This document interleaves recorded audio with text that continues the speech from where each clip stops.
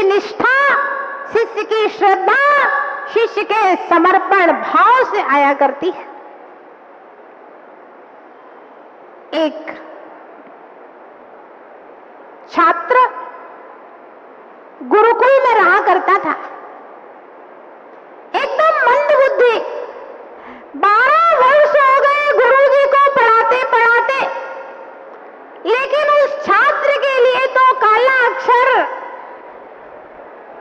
भैंस बराबर।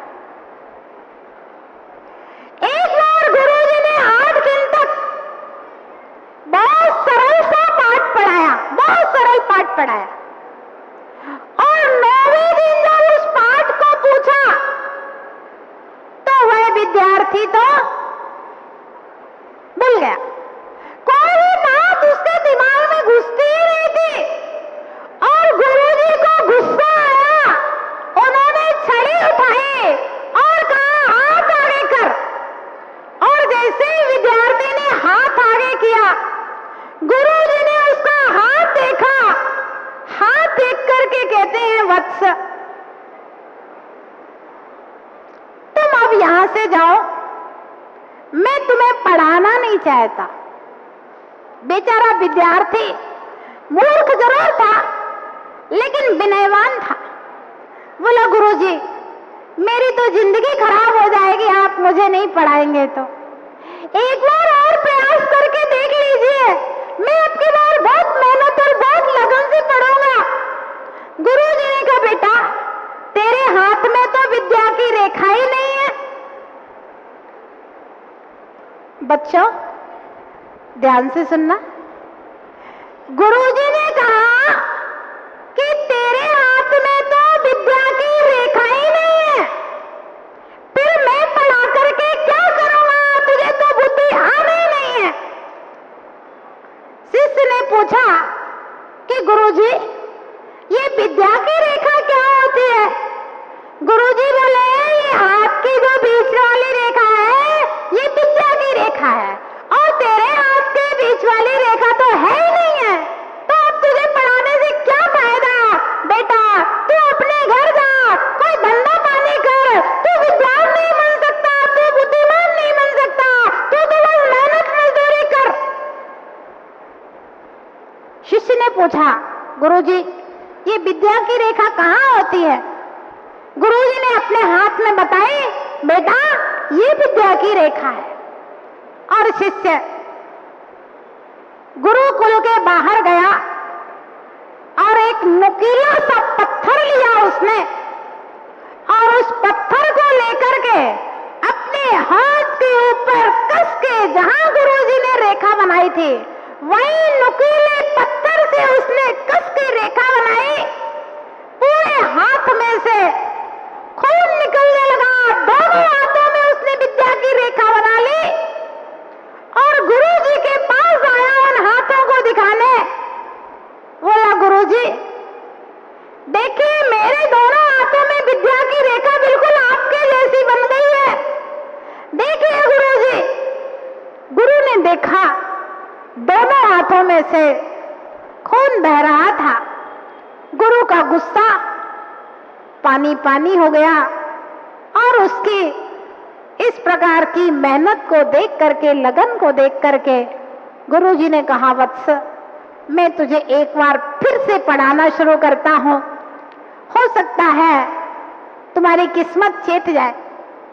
और गुरुजी ने जब फिर से उस विद्यार्थी को पढ़ाना प्रारंभ किया, उसकी लगन से, उसके श्रम से, उसकी मेहनत से 12 वर्ष के अंदर, जहां उसने पहले कुछ भी नहीं सीखा था, 12 वर्ष के अंदर वह एक प्रकांड विद्वान बन गया।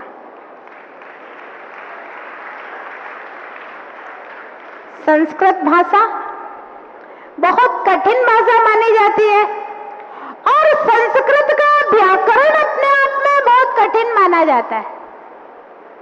वह शिष्य कोई और नहीं था, ब्राह्मणों के व्याकरण को लिखने वाला लघु सिद्धांत कौमुदी, जो कि संस्कृत का सरल व्याकरण ग्रंथ है, उस ग्रंथ को लिखने वाला महाविद्वान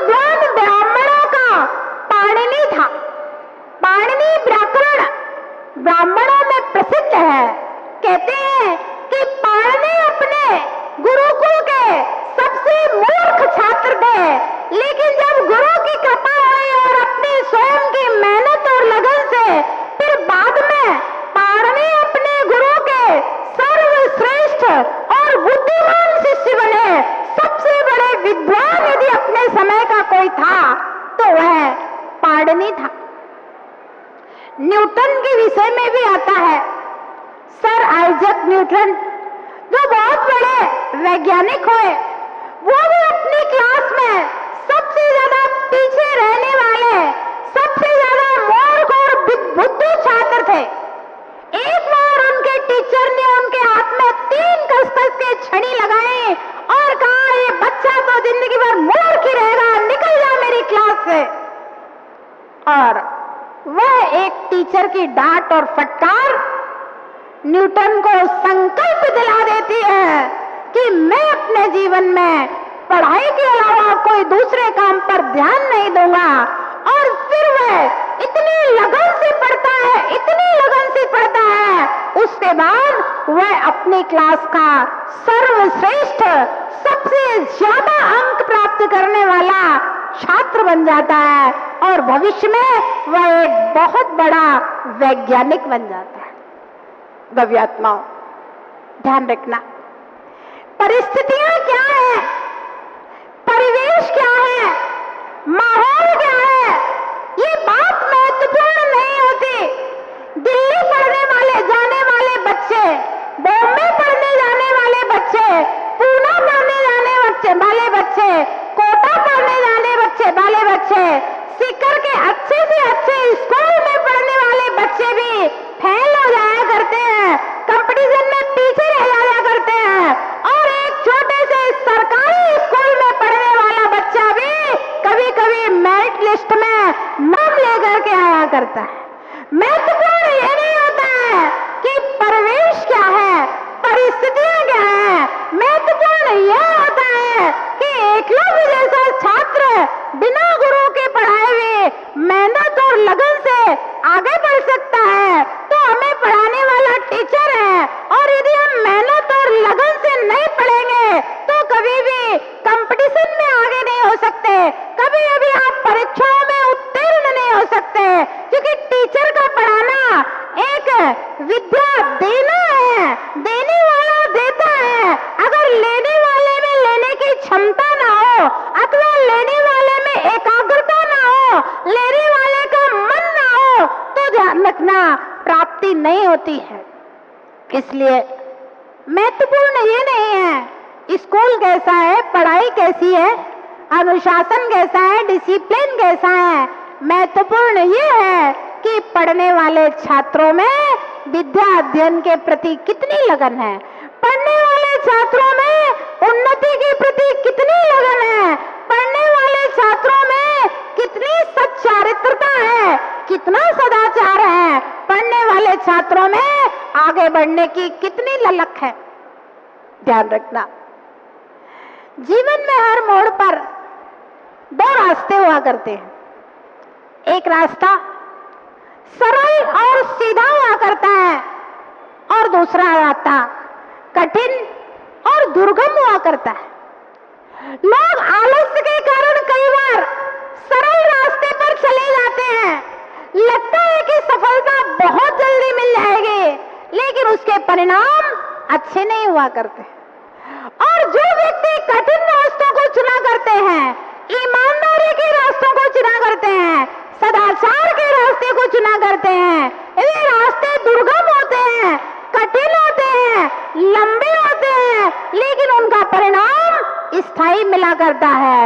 उन्हीं परिणामों को प्राप्त करके, उन्हीं रास्तों को चल करके कोई बहुत बड़ा उद्योगपति बनता है, तो कोई नरेंद्र मोदी बनता है, तो कोई इंदिरा गांधी बनता है, कोई मीराबाई बनता है, तो कोई राम, हनुमान और कृष्ण बना करते हैं। महापुरुष जब भी बनते हैं, कठिन रास्तों को तय करके ही बनते हैं। ध्यान रहे, संसार में जितने भी महापुरुषों की जीवनी आप उठा करके देखेंगे, जितने भी महापुरुषों के जीवन के संस्मरण देखेंगे, चाहे वे महात्मा गांधी का